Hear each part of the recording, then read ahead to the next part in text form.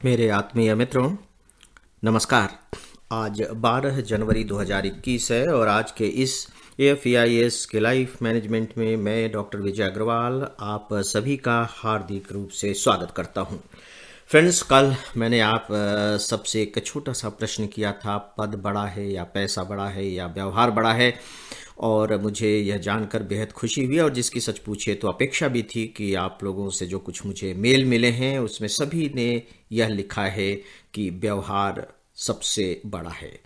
In fact सच पूछे तो बातचीत के दौरान हम सभी यही कहते हैं कि व्यवहार सबसे बड़ा है, लेकिन महत्वपूर्ण बात यह है कि हम इसे अपने ऊपर कितना उतार पाते हैं। मुझे लगता है कि यह सबसे बड़ा चैलेंज है।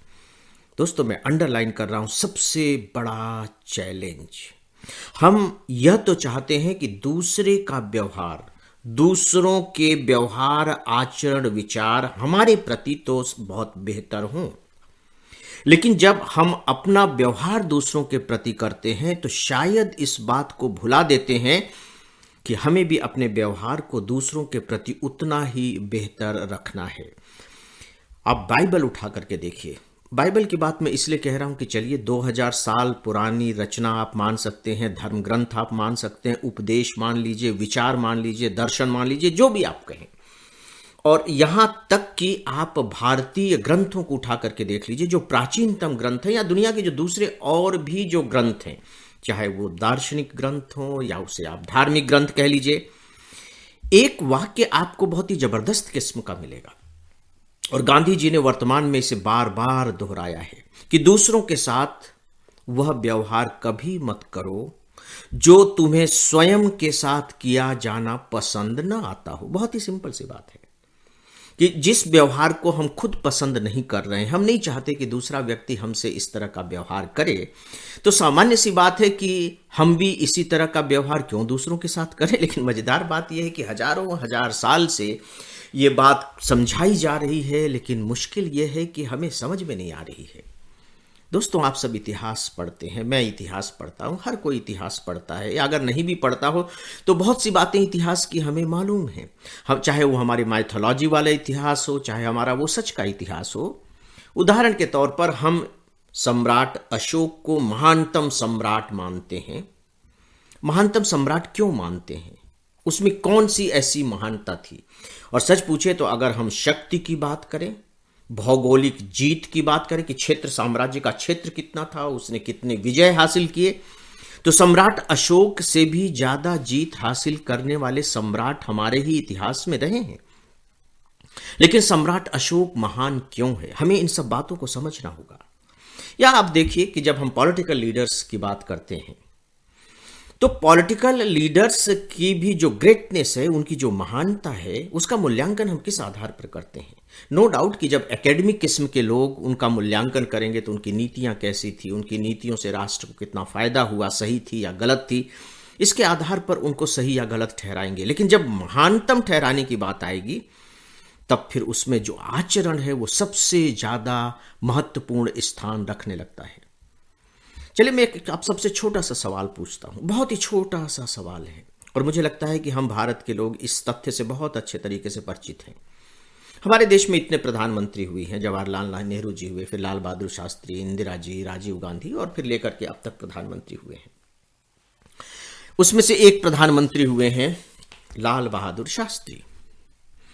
अगर मैं आपसे अभी तुरंत एक प्रश्न करूं कि लाल बहादुर शास्त्री क्यों महान प्रधानमंत्रियों में गिने जाते हैं, या आपके दिमाग में लाल बहादुर शास्त्री क्यों रेखांकित है, अंडरलाइन क्यों है, आप क्यों उनका नाम बड़े सम्मान के साथ लेते हैं, बड़े आदर के साथ लेते हैं, और सच पूछिए तो मेरे जैसा व्यक्ति तो बड़े श्रद्धा के साथ भी लेता है? क्यों? अगर आप मुझसे पूछें कि लाल बहादुर शास्त्री की क्या देन है, क्या नहीं है, तो मेरे लिए बताना बड़ा मुश्किल हो जाएगा, क्योंकि उनका कार्यकाल बहुत छोटा सा रहा है। एक दो बड़ी महत्वपूर्ण जो बातें हैं वो मालूम है, ज़्यादा मुझे मालूम नहीं है। लेकिन मेरे हृदय में और मेरे मन में, मेरे विचारों में ये बात समाई हुई है कि लाल बहादुर शास्त्री एक महानतम प्रधानमंत्रियों में से हुए हैं। क्यों? तो जब आप इस पर विचार करना शुरू करेंगे तो आपके हाथ में जो लगेगा वो यही कि वो बहुत सीधे साधे सरल और सच्चे इंसान थे। अब ये सीधे साधे सरल और सच्चा इंसान होना क्या है? डाउन टू अर्थ थे, बहुत ही सामान्य किस्म का जीवन जीते थे, बहुत ईमानदार थे। आप इन्हीं बातों को याद करते हैं और इस बात को भूल जाते हैं कि किस तरीके से समझौते के तहत, जो उस समय पाकिस्तान के साथ जो समझौता हुआ था, हमने अपनी बहुत बड़ी जमीन खो दी थी। अब आप देखें कि वो एक प्रकार से अगर हम डिप्लोमेटिक लेवल पर उसकी व्याख्या करें तो वहां वो आलोचना के केंद्र में आ जाएंगे। उस समय देश में बहुत आक्रोश भी था उनके प्रति कि उन्होंने क्या कर दिया, और दुर्भाग्य से यह भी कहा जाता है कि वो जो समझौता था शायद वो उनकी मृत्यु का कारण बना। जो भी हो, लेकिन हमारे मन में जो उनका स्थान है, या सच पूछे तो हमारे हृदय में जो उनका स्थान है, वो उनके आचरण के कारण है, उनके व्यवहार के कारण है। चाहे आप आचरण कह लीजिए, चाहे आप व्यवहार कह लीजिए। दोस्तों चलिए, ये तो बहुत बड़े लेवल की मैं बात कर रहा हूं। आप अपने एमपी एमएलए की बात करते हैं, आप अपने सरपंच की बात करते हैं, आप अपने घर परिवार के सदस्यों की बात करते हैं, आपके डिस्ट्रिक्ट में कलेक्टर आते हैं, आपके डिस्ट्रिक्ट में सुपरिटेंडेंट ऑफ पुलिस आते हैं। जब आप इनके बारे में बात करते हैं जो आकर के कई साल पहले चले गए, तो किस आधार पर करते हैं? तब फिर आपको ध्यान आएगा कि नहीं, हम जो याद करते हैं वो उनके आचरण को याद करते हैं, उनके व्यवहार को याद करते हैं, उनके कार्यों को उतना याद नहीं करते। कार्यों को भी याद किया जाता है, ऐसा नहीं कि कार्य बिल्कुल बेकार होते हैं और हम सिर्फ व्यवहार बनाए रखें। नो डाउट कि जो रिस्पॉन्सिबिलिटी हमें दी गई है, उस रिस्पॉन्सिबिलिटी को अगर हम फुलफिल नहीं करेंगे और सोचेंगे कि अपने लल्लो चप्पो व्यवहार से ही हम लोगों को जीत लेंगे, तो वो तो पॉसिबल नहीं है। लेकिन वाइस वर्सा, अगर मैं अपनी रिस्पॉन्सिबिलिटी पूरी कर रहा हूं लेकिन व्यवहार की दृष्टि से मैं बहुत ही, आप यूं कह लीजिए कि गर्म मिजाज का हूं, दूसरों की उपेक्षा करता हूं, तिरस्कार करता हूं, मेरी भाषा अच्छी नहीं है, मैं हमेशा गुस्से में रहता हूं, तो फिर मेरे कार्य चाहे जितने भी अच्छे क्यों न हो, नो डाउट कि उसका इम्पैक्ट तो सोसाइटी पर पड़ेगा ही, लेकिन मैं लोगों के दिल में जगह नहीं बना पाऊंगा, कोई भी नहीं बना पाएगा। तो दोस्तों फिर मुझे ये लगता है कि भाई ये जो व्यवहार है, ये तो एक ऐसी चीज है जो हमारे अपने ही हाथ में है, पूरी तरह से हमारे अपने ही नियंत्रण में है। चलिए, मैं कोई बड़ा पद पा पाता हूं या नहीं पा पाता, चलिए ये भी काफी कुछ मेरे हाथ में है, लेकिन पूरी तरह मेरे हाथ में भी नहीं है ना, उसमें बहुत से संयोग काम कर रहे होते हैं। मेरे पास पैसा हो पाता है या नहीं हो पाता, चलिए इसे भी तो आप थोड़ा सा छोड़ दीजिए कि भाई सबके पास नहीं हो पाता है, बहुत लोग मेहनत करते हैं, नहीं हो पाता है, बहुत लोगों के पास हो भी जाता है, लेकिन ये दोनों चीजें थोड़ी सी डाउटफुल तो हैं। लेकिन व्यवहार तो बिल्कुल भी डाउटफुल नहीं है, रत्ती भर भी डाउटफुल नहीं है। ये 100% मेरे अपने नियंत्रण में है। मैं अपने व्यवहार को और मैं अपने आचरण को तो सबसे अच्छा बना करके रख ही सकता हूं।